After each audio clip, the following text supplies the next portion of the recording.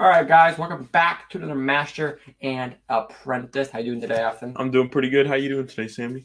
All right, I'm doing pretty good. As you guys know, we do our annually Star Wars tier list, ranking, whatever you want to call it. We go over all of the Star Wars. Now, we kind of restart it annually, and that's just because our opinions change, right? That on top of a show like The Mandalorian or The Clone Wars have multiple seasons, and sometimes they keep adding new seasons. So, our opinion might change with the overall show with a new season. So with all of that being said, we're gonna go ahead and rank all of the Star Wars. But to start off with, we aren't. This is all canonical stuff, so none of the legend stuff. There are gonna be a couple of video games in here, but again, this is all canon stuff. Um, in the media, Star Wars media, that's canon, right? Besides books and comics, of course. So we'll go ahead, pull that up, and as you guys can see on the bottom, this is just stuff that isn't canon, so you guys don't have to worry about that. So at the top, we've got George Lucas. This is the best Star Wars there is. Second, we've got Ewan McGregor. This is really great stuff. Not the top tier quite yet, but really good stuff. It's fan favorite. C3PO, it's stuff that's just there. It's not bad. It's not the greatest, but it's there. It exists. BB-90 is it's not very good, but you can kind of give it credit for the idea, right? Not bad altogether. And then Flying Lightsaber. Not very good. I mean, this just isn't very creatively good, not very good in general, right? Um, just not from a standpoint of the actual filmmaking, but also a standpoint of Star Wars. Where does it add in? Where does it plug in well? So to start off with, we've got the Battlefront 2 game. We didn't have the Battlefront 1 game because it didn't really have much of a story to it. Battlefront 2 has a much bigger story in the game. So with that being said, I go C3PO probably. It's not bad. It's not great. There's a couple of things I need to add into it, but it definitely intrigues me. It's just something you kind of forget sometimes exists. Yeah, It's no, not as good as the Fallen Order games, right? Fallen Order games can go much higher, in my opinion. yeah, I agree. It doesn't affect a lot of the big parts of the plot. I mean, you see some new canon stuff like with Darth Maul and all, and that's really cool. But it's a lot more just stuff that we already kind of knew that just kind of is underlying, doesn't affect too much. Yeah. Then we have Episode 1 of Phantom Menace. This one is either top of C3PO or Ewan McGregor for me. I do like this movie. But one of the things of this movie that critics give it the most heat for is it's a little slow. And, I'm going to be as unbiased as I possibly can. I'm a huge prequel fan, but I'm not going to be too biased with this. And I'm going to agree, it is a relatively slow movie. I would even make the case slower than Episode 2, Attack of the Clones. I do love this movie, so I'm definitely not going to put it lower than Battlefront 2. I would agree to go at the lowest top of C3PO, but I could even go Ewan McGregor. I do like this movie. It has some great things. From a lore standpoint, I know a lot of you guys don't watch just necessarily for the lore, but just for filmmaking. Filmmaking is not the greatest, but from a lore standpoint, it is one of the better movies in that aspect. So I can't give it too much discredit. I Out of the two options you gave it, I'm gonna put it at bottom of the C3PO. The more the time goes on, this used to be like my probably third, fourth favorite Star Wars movie. But it goes a little bit lower just because I did rewatch it a little bit recently, or I did rewatch it recently, and I do watch it and I'm like, holy crap, I already know everything that's going on. It's not a crazy rewatchable movie. And I rewatch it and I like seeing these cool scenes, but then I'm just like seeing myself like, okay, this is I agree with me. It is slow at certain points and most of the movie. Then we have Episode 2, Attack of the Clones. This is very close to Episode 1, in my opinion. And some people might even call this movie slower. They find the romantic parts of this movie very cringe. I'm a romantic guy. I don't mind it. But biggest of all, it brought us to Clone Wars. And for that, I can't give it lower than Episode 1, just from a fanboy perspective of the Clone Wars. I grew up in the 2000s era of Star Wars. This brought that into life for me. So I've got to give this higher than Episode 1. Whether you put it high in C3PO or bottom, Ewan McGregor is up for opinion, but it does belong higher than Episode 1 in my perspective. Yep. Putting it bottom of Ian McGregor. All right. Then we have episode 3, Revenge of the Sith. This is my favorite movie by far. I've grown to love some of the other older movies more than I definitely did when I first started the YouTube channel. But episode 3 is still probably my favorite. I mean, I can't watch this movie without having tears brought to my eye. It's just great experience. Everyone loves this movie. I mean, the few critic things, oh, Anakin turned to the dark side too quickly. I find that a little bit of bogus. I just find that something for critics to just find anything. I just think this is a well done movie in almost every single front. And then, of course, what it brings to the canon, when it brings to lore, it's just beyond all. So this, I don't know if it belongs top George Lucas necessarily, but it definitely belongs in George Lucas category. This is almost a pinnacle of Star Wars for me. It's either right there at number 1 or 2 for me. Yeah. Then we have episode 4, A New Hope. I do like episode 4. My biggest critic with this movie is you can kind of tell when they made this movie, they didn't think it was going to be anything other than just a one standoff movie. They thought this movie was going to flop and that was going to be it.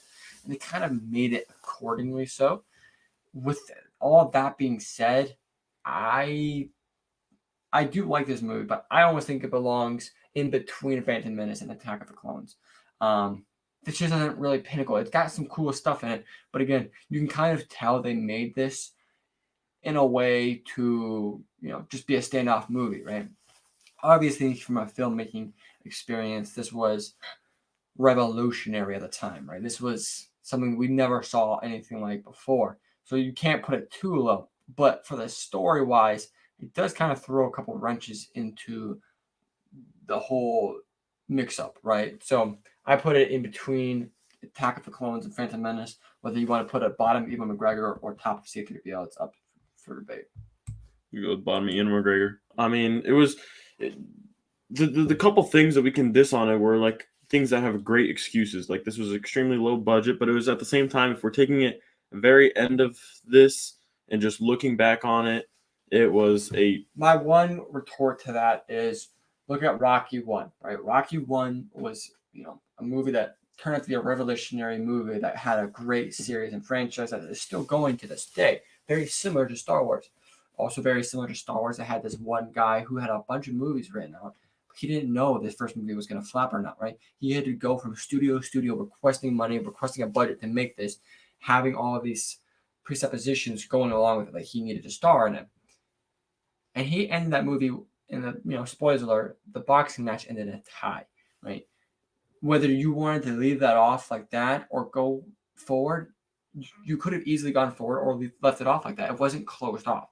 Whereas episode 4 is they destroy the Death Star, and whether Palpatine or Darth Vader is on it, we don't really know until you watch the next movie, right? 1 minute we see them, 1 minute we don't. We actually don't even know.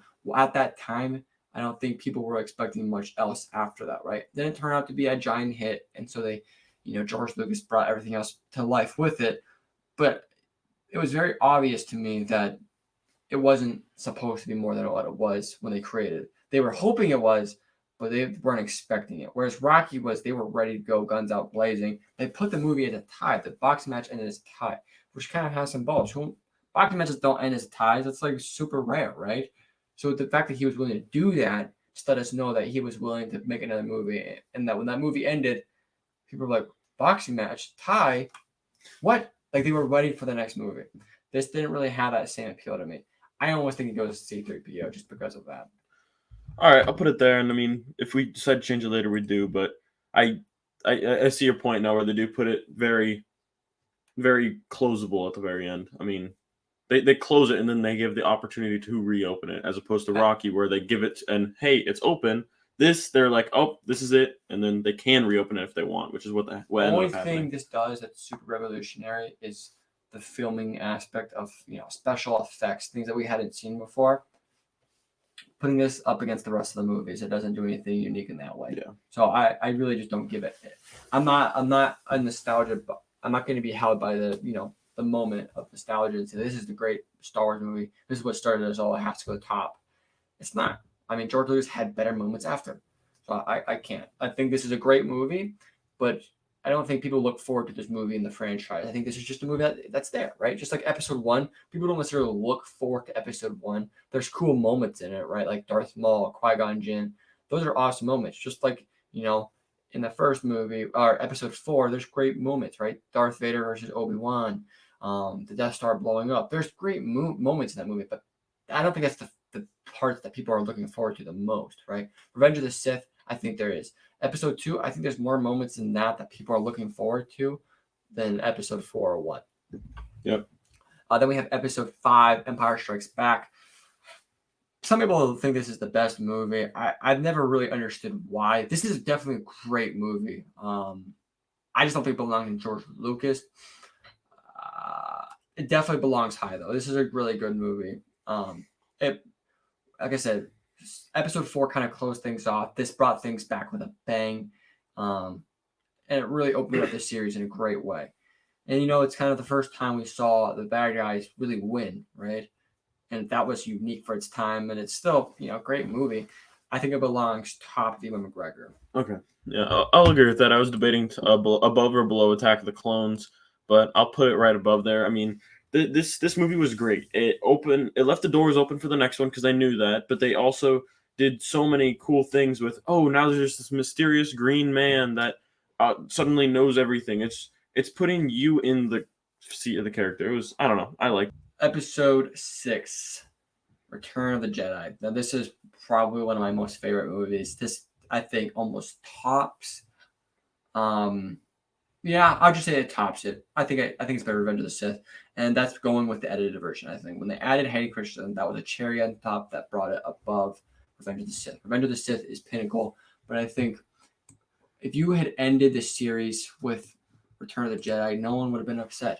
Right? In fact, when it did end like that, people weren't upset. Right? When they brought the prequels and they didn't bring anything after, right? They didn't do sequels, they did prequels. And I think people were upset by that because at least I wasn't. I think this is just pinnacle Star Wars, right? It's just done so well. There's so many closings. The good guys win, but it doesn't come without a sacrifice. Like, there's a lot of good moments in this movie. It's just some of my favorite, right? Yeah, I go and I think back on this movie. I rewatched the sequels a couple months ago, and the original trilogy a couple months ago, and this one really, I overlooked them a lot in the past, but I really enjoyed watching this movie. It didn't feel corny like you can say that A New Hope does in some like minor aspects where I'm just like, oh well, why don't they have it's not just great for its time, it's great for now. You go back and you watch it and you're like, wow, that is still that's a great movie. And I don't know, I enjoyed it a lot more than I watched the first time. I'll put it up there in George Lucas. Yeah, I think it's just I really don't. It's always a debate for me, and I think it's a debate for most people. But this is just the pinnacle of Star Wars. It's always between Revenge of the Sith and Return of the Jedi. These are just both series, the prequels and the original trilogy.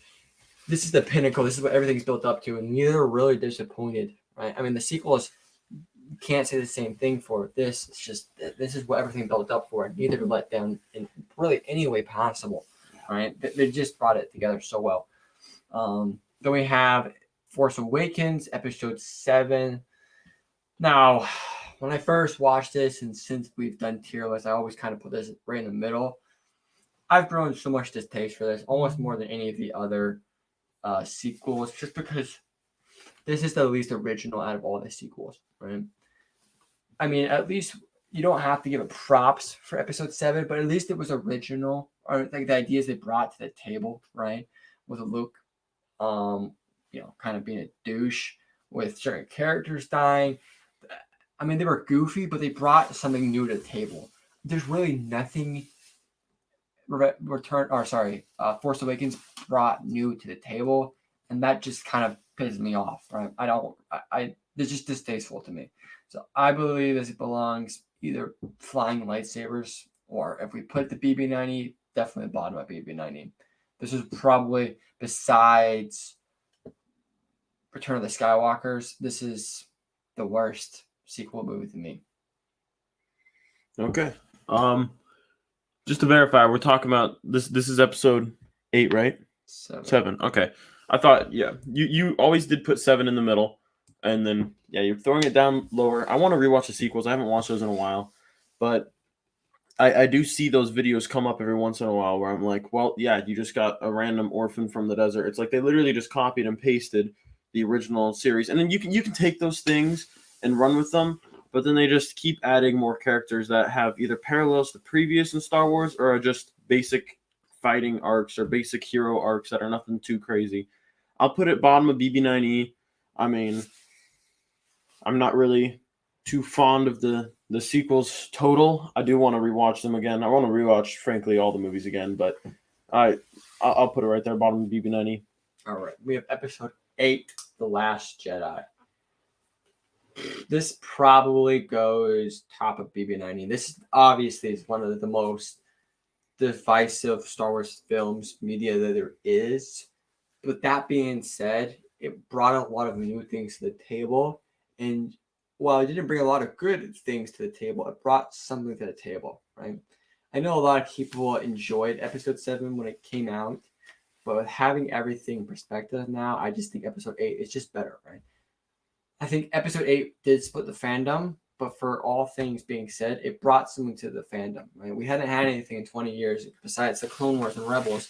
This at least brought something new, right? Now we do have sequel fans mostly because of this movie. We have a lot of sequel haters, but we have sequel fans because of this movie. Episode 7 really didn't do anything but set up the series, right? Just like episode 4, episode 1, it kind of set up the trilogy. Episode 7 did the same thing, but it was even less original than those other 2 films, right? This was at least original, and I think it does beat episode 7 in that way. I know everyone's going to hate on it because, certain things.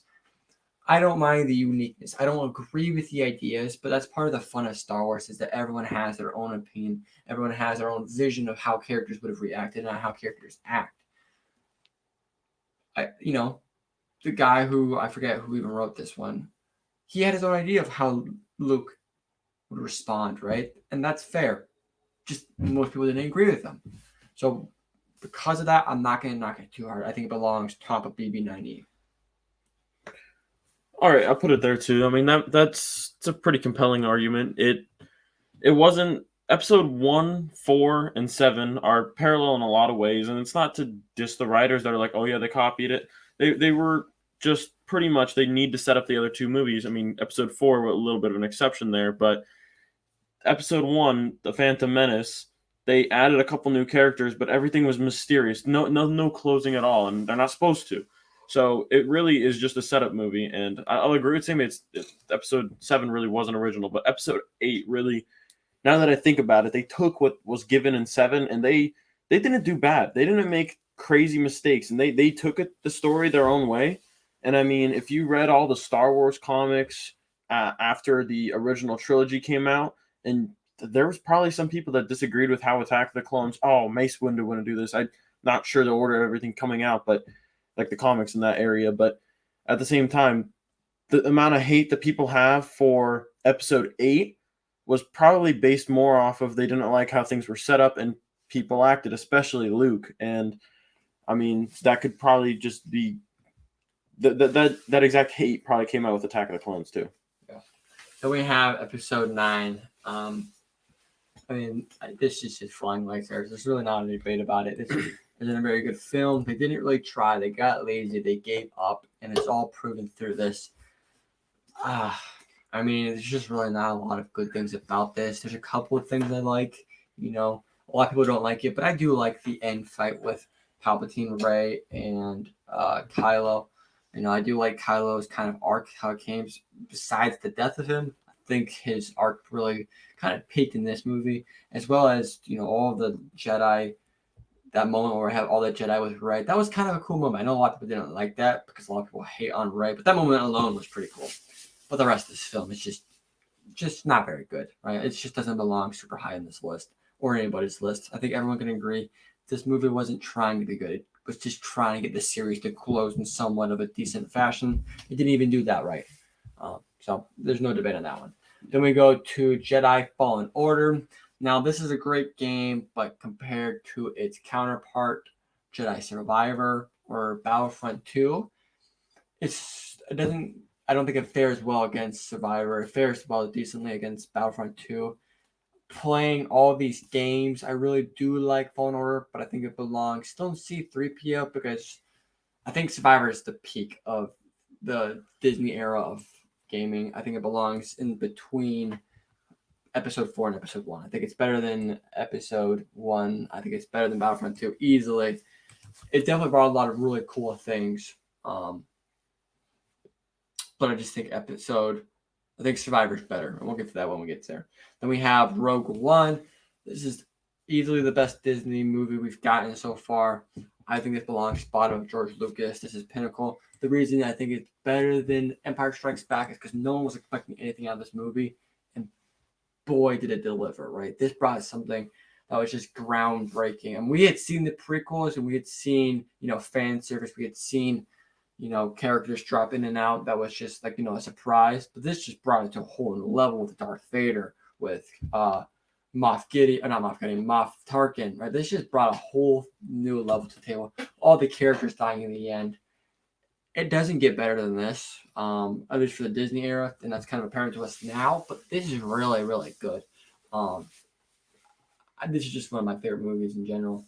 It's a great standalone Star Wars film, which is just something you never really expect from Star Wars, but it is. Yeah. Between Revenge of the Sith and A New Hope, in the movie A New Hope, no one really understands. Oh, what are Jedi? I've heard of them, and I mean, there's a couple scenes where they're like, oh yeah, they exist, but I mean, I don't really know anything about them. And Rogue One does a great job of bridging that gap between them, where it's like, oh yeah, the Episode 3 happened, Revenge of the Sith. Darth Vader's in charge now. We don't know much about anyone, but how did this all start? How did it come to be? How does nobody know about any Jedi? No? And there's not a huge gap. I think it's like 20-ish years between Revenge of the Sith and A New Hope.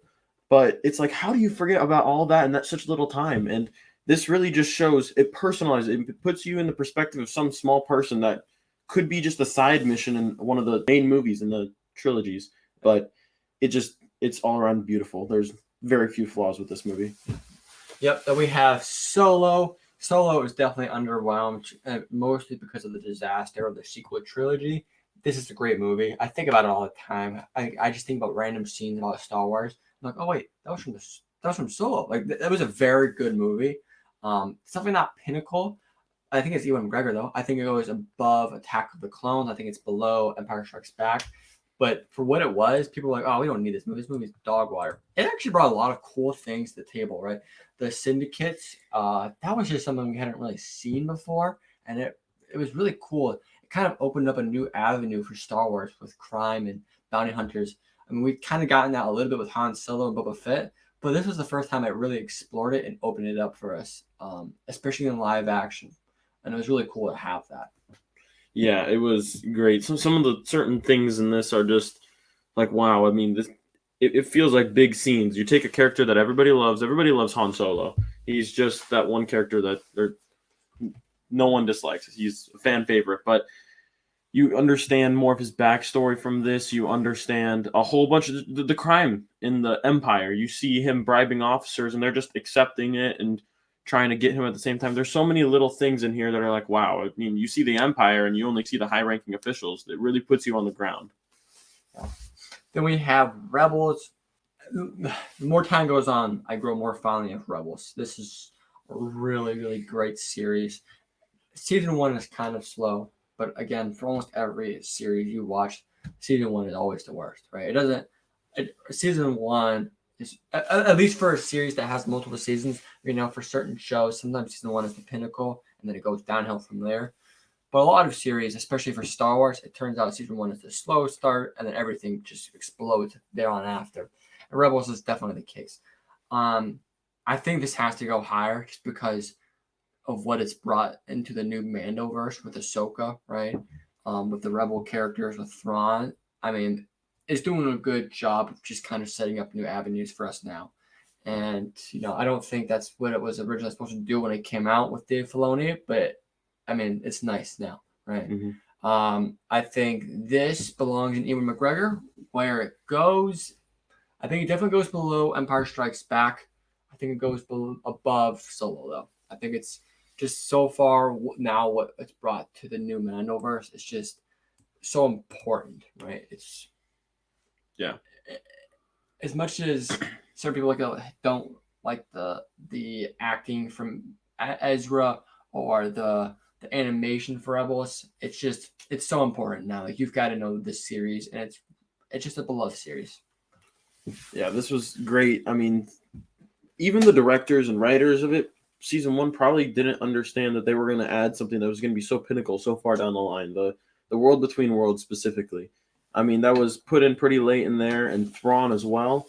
And putting it into live action, I mean, I think we put this in C-3PO last time. It jumped up just because the more new series comes out, I want to go back and watch this. And again, season one was probably just all right, just because this especially was a kids show. It was meant to be just for kids. They didn't know they were going to put all this canon crazy content in that was going to be put into pretty darn close to its own trilogy later on. I will say I'm in the middle of reading the Heir to the Empire series, and that obviously, if you guys are familiar with that, that's a EU extended universe. It's Legends now, but it's what brought Thrawn into Star Wars, right?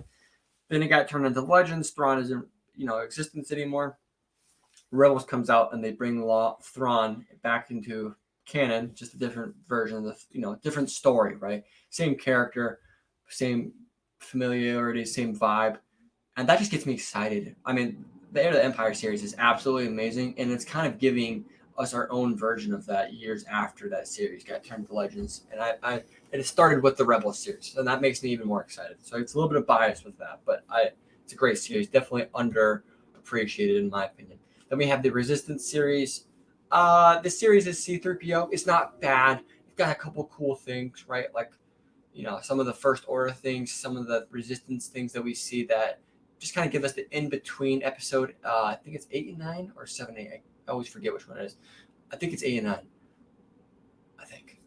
I always forget. Anyways, it just kind of brought us, some of those cool things of, the New Republic, right? It's still kind of crazy. We expected the New Republic to be this really cool thing after Return of the Jedi, and then in Episode 7, it's almost non-existent. This kind of gives us still a little glimpse into that, right? And it kind of just gives us a cool glimpse into the First Order, because First Order is really cool. I think it's probably one of the cooler aspects of the sequel trilogy. Obviously, it's a little bit of a ripoff of the Empire, but it's still a cool aspect of the series. And so this kind of just gives us new light into that. A lot of the characters not memorable, though. A lot of the series not memorable. It's very similar to like Battlefront 2, where it's easy to forget, but it does bring some cool things to the table. So where'd you throw this? I'll go bottom of C-3PO. Okay. Yeah. I'm not going to sit here and lie to you. I haven't seen that, but I don't know if I even finished it, but I watched a good chunk of it not recently, a couple months ago, but it's definitely not bad. I'm also not really a big fan of that kind of art style, that kind of animation, which maybe derived me from some of my enjoyment of it, but it's not bad. It's definitely, I think, a little underappreciated sometimes. Then we have the Clone Wars movie. Ugh, man, I go back and forth on this one. Not bad, not great. This is a C-3PO to me. It's very forgettable, but it brings some really cool things. They were trying a lot of new things with this, but this kind of shows what season 1 and 2 of the Clone Wars were. Goofy, right? That's what this movie is, and that's okay. It's not bad, but it's also not the greatest thing. They could have done a lot more cooler stuff with it. I don't really think the avenue they went with the main plot with Jabba's son, was the best way to go. That's where they went. It wasn't the worst plot, but it wasn't very intriguing to me personally when I watched it. Even the first time watching it, when I watched the Clone Wars movie, I was excited to see these awesome Clone Wars battles. And it happened once or twice on the screen, but it was mostly about Anakin and Ahsoka, right? And that's just not what you were expecting coming into this 2008. We're getting ready to watch the Clone Wars movie, right? And I think that kind of derived me of some enjoyment of that as well. Yeah, I mean, we're about to get into the Clone Wars TV show, but this is really on the level of the first couple seasons of the Clone Wars. You good with putting it right below Resistance? You want to put it above? I'll put it below, yeah. Okay. It's definitely the pinnacle of yeah, I kind of forget about this sometimes. Yeah, it really is. But then you watch it and you're like, okay, they added some the Hutts. The Hutts are something we see in the original trilogy, and then we don't really see a ton of later on. We see them in the Clone Wars series and then in the TV show, but that's pretty darn close to as much as we see them on the screen. And it's kind of cool to see them, but they really don't add anything that's really important. It's just cool more content. Yeah. Then we have the Clone Wars series. This is definitely, I'm gonna try to be as unbiased as I possibly can, because this is definitely one of my favorite just things. This is what brought me to Star Wars, right? I loved clones. I loved big battles. I mean, what kid didn't, right? But kind of in retrospect, now there's a lot of things that aren't super great. So this definitely is some of the pinnacle of show making for Star Wars. So it belongs Ewan McGregor or George Lucas. Now, where it belongs is super up for debate. I think it could go with the bottom of George Lucas because of, like Rebels, it's brought so much for us, right? The Mortis arc, Ahsoka, it brought us kind of new light into the Jedi Council. It's brought us new light into the Republic politics. It was really cool.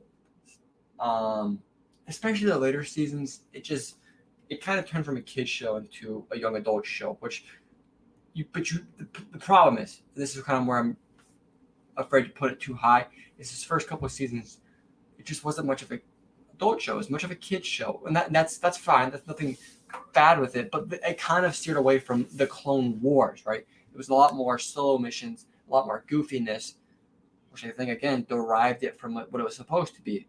All of that being said, I think it's better than Rebels. I think it's between Empire Strikes Back and Rogue One, somewhere in that area.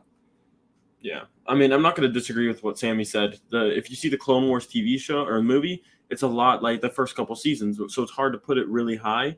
Like if you watch the first episode is a mission that Yoda with a couple clones is out, and he goes and makes do as a good ambassador to this world.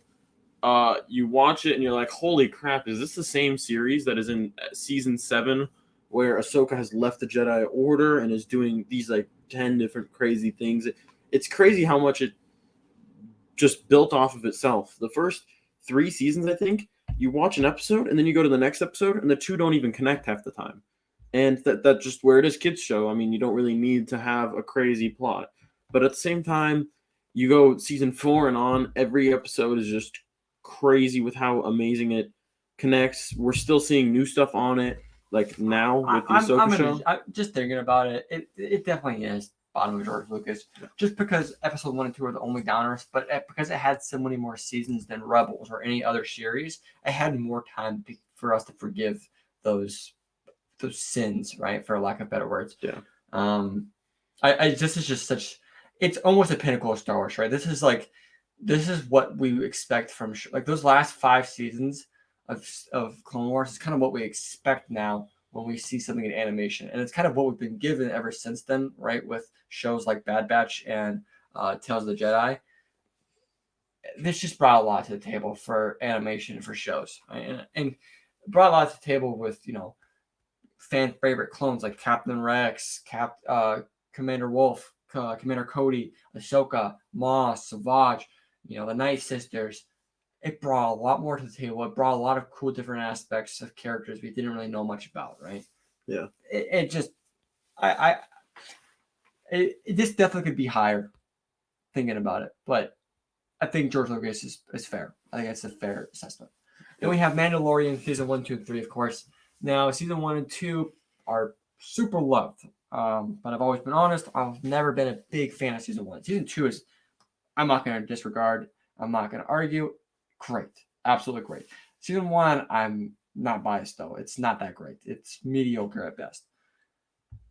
Season 3 is not far behind that, right? So that puts us at 2 mediocre seasons in a pretty good season, which lets me believe it can go for a lot of different places, right? It can go to the bottom of Ewan McGregor, but not much higher. It can go C-3PO. It can go right in the middle. It can go a high C-3PO. I definitely don't think it can go below Battlefront 2. Yeah, Battlefront 2. But I think I can see it going higher than those. This is where I was about to put it, right? Gosh, here. Do you agree with that? Right above Jedi Fallen Order and right below A New Hope? Yeah, I think I can do that. I think it's fair. Especially with this newest season. This newest season was just all over the place. Now, if this was without the newest season, I would probably put it above A New Hope. But with the newest season, I mean, there's a lot of cool things about it. There's a lot of things you're just like, what is going on here, right? Mhm. Like, what? I don't know what to even expect. Um, so I think that's a fair assessment. Kind of high C3PO. Then we have Bad Batch season 1 and 2. Season 1 was pretty decent. Season 2, I absolutely loved season 2. I think this has definitely become one of my more favorite series out of all the series Disney's had put out so far.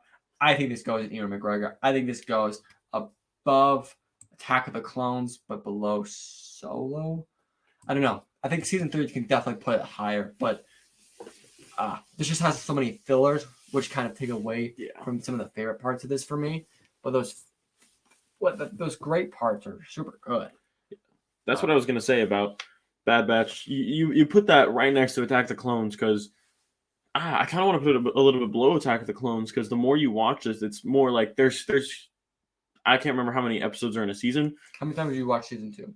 Season 2 of Bad Batch twice. Okay. Well, then you're high because season 2 is absolutely amazing.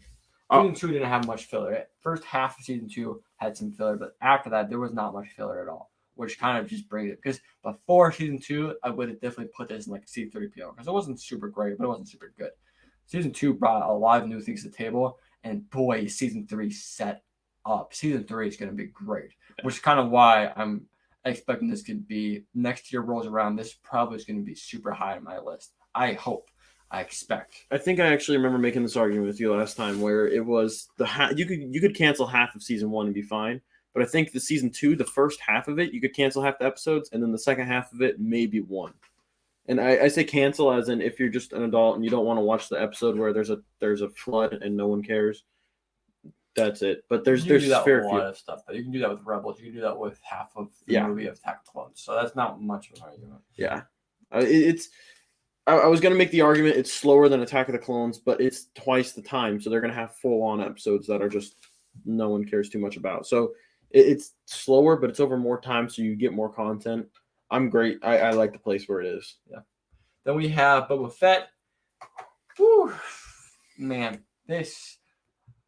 I'm not gonna hold back. I think this goes spot top of Flying Lightsaber. This is one of the worst shows. You'd be like, well, what about the Mandalorian parts?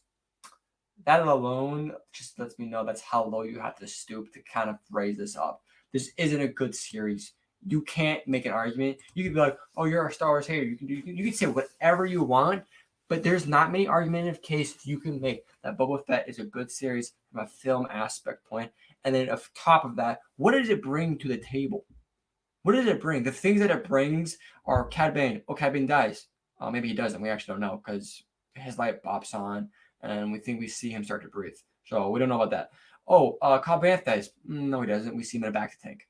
Okay. We see Boba Fett with the same people. Okay, the same people were killed and they're not even killed by the right people that Boba Fett thought. He didn't even get revenge, and the people Fennec Shand kills the people that killed him. Like it doesn't bring anything. It really doesn't. The things that it brings is the Mandalorian stuff, and I don't have to be the guy to tell you that doesn't belong in Boba Fett. It doesn't. The fillers that we got in Mandalorian season 3, those episodes of the Mandalorian that we got in Boba Fett belong in that season.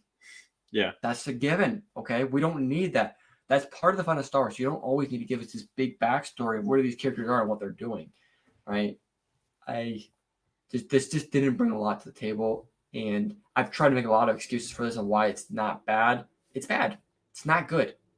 They didn't really try a lot new with this, and it shows. Now, is there some stuff that's decent? Yeah, Black Chrysanthemum is a cool, intriguing character. The crime syndicates, the gangs, that's a cool avenue to dive into, but they didn't do it very well, so I just can't give them any props. I was going to put this higher because it's like, well, they're putting more content in the Mandoverse. Holy crap, Mandoverse, and you got what's it called? Yeah, the little Mandoverse area. Now you got Boba Fett as a huge, like, he owns this whole area. He's the boss, but at the same time, nothing's been made of that yet. So maybe next year we come around. I put that a little bit higher if the backstory they give actually means anything. But the more the more I think about it, especially the end battle. The end battle, it wasn't necessarily underwhelming. It wasn't like, oh, this isn't very cool to watch. But sometimes it was like, what is going on here? These people weren't seen for the first 7 episodes. Why are they in the 8th episode? And why is Boba Fett all of a sudden this weak man? I mean, There's only 7 episodes. 7 you episodes. know what The he last does. episode, my bad. But either way, it's just, yeah, there's. I don't know. Maybe I think it had potential. I'll say that. That's why I'm maybe putting BB9E. But I mean, the potential is kind of snooped out quick, right? Yeah. So it's just not very. On these other series is like Bad Batch, where we put it high because of potential. It has potential and something to show for it. This has potential and nothing to show for it. Yeah. So it's just low. Then we have Squadrons? Squadrons. Sorry, I always forget this game exists. Which lets me know it. I'll go up top of BB9E. First of all, I'm gonna be biased as heck. I've tried not to be biased with most things. I hate flying racing games. Anything like that, I absolutely hate. So that brings it low for me. The gameplay is not super grand, right? I guess for a word. And the story is not super cool.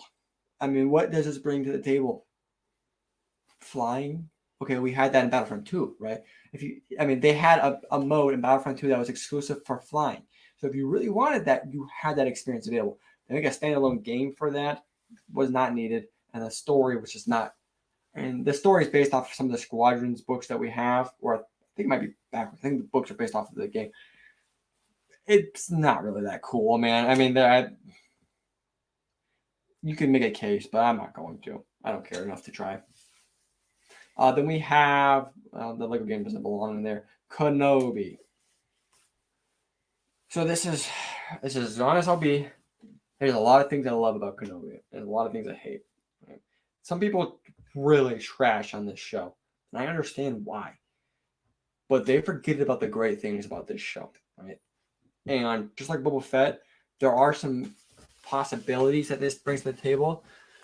But Boba Fett didn't bring a lot of these awesome moments. Those awesome moments weren't even about the character that should really be in there, right? Like Grogu and Luke. But that doesn't belong in the Boba Fett series. Kenobi and Vader, that's the main plot. And the things that they brought us with Kenobi and Vader interactions, I don't think ever missed, right? So with all of that being said, and people are going to hate me for this, I think this belongs straight in the middle. Because this brought some awesome things, brought some really bad things. But where does that leave us? It leaves us right in the middle. You can't say this is dog trash because of the mistakes they made, right? Because every other series has mistakes, right? This belongs in the middle because there's just too many great things for me to bring it too low, but there's too many bad things to put it too high, right? Which just kind of leaves it right in the middle. So, do you agree with where I put it right above Phantom Menace? No, that one's hard. Put it below. Yeah. The specific things that were in this that were just amazing that bring it up from BB9E to C3PO are the Darth Vader scene. He drops in on this planet and then he just starts choking people and murdering them brutally. And you see the dark side of Vader that's only seen like 3 times. People, for instance, when Darth Vader goes to that planet where Kenobi's for the first time, and they start fighting. That first scene where he's walking down the town, just like killing people left and right. Like, I mean, how does that not the embodiment of the Vader spirit? First of all, and then secondly, people get mad because he beats Kenobi, and then Kenobi lays like a wall of fire. People are like, why didn't Vader just like walk through it or whatever? I don't really think that's a point enough to derive that whole scene from being amazing. There's lots of goofy things. For instance, people aren't going to like this, but it's the hard truth. Vader fights Kenobi. He kills Kenobi. He sees that the Falcon's about to leave and then just doesn't do anything about it. Now, there's 1,000 reasons he could have just easily destroyed it, chased them. They really didn't, right? He could have pulled it with the Force. There's a million things you could do. Right. But that's okay. That's what Star Wars is, right? There's always plot armor. But that's every series. You can't get mad at something because of a little kid thing you didn't like. Right? That's not enough to derive that whole scene from being absolutely amazing, which it is. There's lots of other cool parts, right? I think obviously though, Reva is just not a great character. The way she was written into this series just felt intrusive, right? As to why is she in here? She doesn't need to be in here. And that definitely derives a lot of the Kenobi parts. Anyways, moving on, we have Andor. Andor is another one of those big derisive things. I don't know why. Andor was middle of the pack. It wasn't bad, but it wasn't great. It didn't bring a lot to the table, right? People were like, it was so beautiful, and it was such great acting. The story was so amazing. It wasn't. It wasn't. I don't know what you're going on with that. This is pretty good, but it's middle of the pack. I'm not super excited about season 1, and to be honest, it didn't do the greatest job of setting up season 2. I'm not the biggest fan of Andor. Right? People can hate on me all you want, but it's not the greatest. It really isn't. For that, I think it goes above Battlefront 2, but it goes behind Kenobi, because Kenobi at least brought us some really, really cool aspects. Andor really didn't. It brought us some cool scenes, like visually, but story didn't. So because of that, I'm going to put it below Kenobi. Yeah, the things that it added were just not good enough to make up for the stuff that it lacked. Yeah. How long it took. Then we have Jedi Tales of the Jedi. Great series, absolutely amazing. Like, there's 2 parts that you could say aren't absolutely amazing. The length, but that's the whole point. It's a shorts, right? They're not supposed to be long, so you can't get too mad at that. And then the first episode of Ahsoka is a little boring. It's like, we don't really need a whole episode about Ahsoka learning about this cat. Like, that was weird. I mean, we kind of knew Ahsoka was force sensitive. Why did we have to waste a whole episode on it? But besides that, banger, banger, banger, banger, banger. Absolutely amazing. Goes bottom of George Lucas. Ooh, a bit higher than I thought. I mean, I love the series too, and I mean, no, I'm leaving it right there, because the only thing I was about to say is I want more, and I'm like, well, it's so good that there was not enough, and I mean, this is one of the few things that after I finished, everyone's like, I wish that was longer, and I wish we had more. Right? Yeah. Like that was the complaint, was we wish we had more. If that's your complaint, you can't really put it too low now, can you? Yeah. So that's an absolutely amazing series. And I'm really excited for season 2. Then we have Jedi Survivor. I don't believe Athen played this at all, or maybe he watched a little bit of my streams. If you guys haven't already. Great streams. I'm super excited for the next game to stream with you guys. Anyways, great game. Absolutely loved it. This brought some stuff to the table that was more unique than Fallen Order. Fallen Order was great. This game went a little bit above and beyond. I think this goes bottom of Ewan McGregor for me. Ooh. I might be biased because I had an absolute blast on stream with you guys with this game. Super fun. The review was awesome to make. But this was a great game. I love the story of it. I love the customization. I love the gameplay. This brought a lot of things to the table, and it managed to mix everything together well, right? You know, the I forget what they're called. Whatever Seer, whatever she joins like a monk group. I forget what they're called. That was kind of like just random, but really cool, right? The Empire part was obviously amazing. Fighting Darth Vader with Seer was obviously amazing. Then all of the High Republic stuff, obviously amazing. I mean, there's not a lot of parts that weren't amazing, right? I mean, just an absolutely banger game, and it sets up the next game even better than the first one set up the next game, right? So I'm super excited about that one. Then we have Ahsoka. Ahsoka right in the middle, 10 out of 10. Ahsoka on the ends staggers a little bit, but it's still great.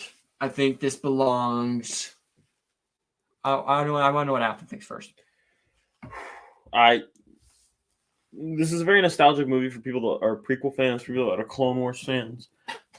They added. This is part of the reason that Rebels is so high. The Rebels is so good because they added the World Between Worlds. They added so many of the characters from that series. I love the mixture between a little bit of romance, kind of a little bit of comedy, and still keeps your Star Wars plot. And your villain Thrawn was executed amazingly. There's not too much I can diss about this. I want to put it below Empire Strikes Back. Yeah. This is the problem. I'm so afraid to put it that high because I'm afraid it's gonna make me look like an idiot in a year, right? Because this show is great. It really is. Thinking about it, I just miss doing that watch party with you guys and miss doing the reviews. We made so many videos about this series, right? Every episode we had a video or 2 videos. just ready to go because it was so fun, so cool to theorize with you guys. But with that being said, I mean, this really, I mean, just expecting Disney right now. We're expecting the next series to absolutely bomb, right? But I'm going to be as unbiased as I can. I'm going to go off of what we have, not what Disney has proven. I'm going to agree with Alpha. I think I goes below Empire Strikes Back. There's not a lot of parts you don't like, right? There's a lot of things you do like. That's going to bring it high. And then you can say what it is. It is fan service. But that Anakin episode's awesome, right? The episode where Thrawn's introduced is still my favorite episode by far. It's some of the favorites, my favorite stars I've ever seen with Thrawn and Enoch being introduced. So awesome. So because of that, this just can't go too low. Yeah. So there you guys have it. There's our full list. Starting off at the top, George Lucas, Best of Star Wars. We've got Return of the Jedi, Episode 6. Then we have Revenge of the Sith, Episode 3. Then we go Rogue One, Clone Wars, and then Tales of the Jedi. Then the next tier list, we have Ewan McGregor. Starting off at the top, we have Empire Strikes Back, Episode 5, Ahsoka, Rebels, then Solo, The Bad Batch, then Episode 2, Attack of the Clones, and then lastly, Jedi Survivor. Then C-3PO, right in the middle of the pack, Episode 4, A New Hope, then Mandalorian, then the Jedi Fallen Order game, then Episode 1, Phantom Menace, Obi-Wan Kenobi, Andor, Battlefront 2, just Battlefront, then the Resistance series, and then the Clone Wars movie. And then BB-9E, we have the Squadrons game, then Episode 8, The Last Jedi, then Episode 7, A Force Awakens. And then lastly, Flying Lightsabers, we have the Book of Boba Fett series, and last but not least, Episode 9, Rise of the Skywalker. So there you guys have it. Let us know if you guys agree with or disagree with our list. Let us know what your guys' favorite movie and least favorite movie, show, series. Kind of let us know where your guys' ranked, all this stuff. With that, we hope you guys did enjoy this. Don't forget to hit that follow and download if you guys are on the podcast. And then don't forget to hit that like and subscribe on the YouTube. Go check out our other tier list, our other ratings of the Star Wars, Best Star Wars Part 2 and Part 1 on the YouTube channel now. With that, we will see you guys in the next episode. Peace.